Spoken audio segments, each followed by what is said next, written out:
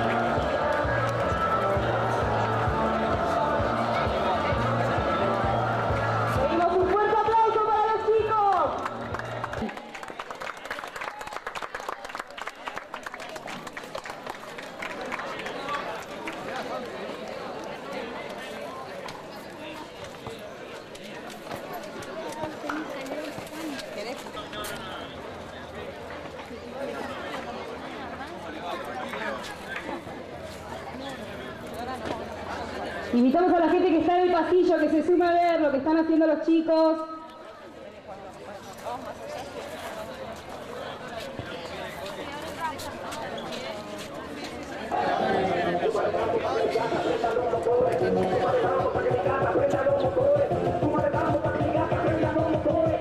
Esta es la categoría mini 4, 5 y 6 años.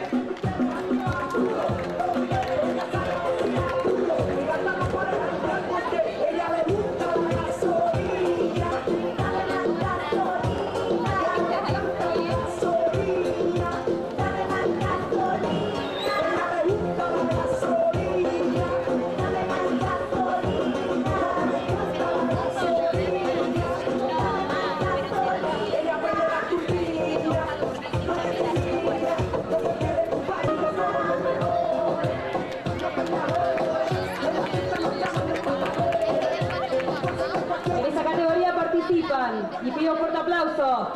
Urdapilleta Fermín, Urdapilleta Justo, Blanco Ignacio, Quillubi Felipe, Montauti Nicolás, y Amelio Joaquín, Audinia Juan Bautista, Hernández Lautaro, Fernández Mateo, que vinieron haciendo durante todo el año. Muy bien.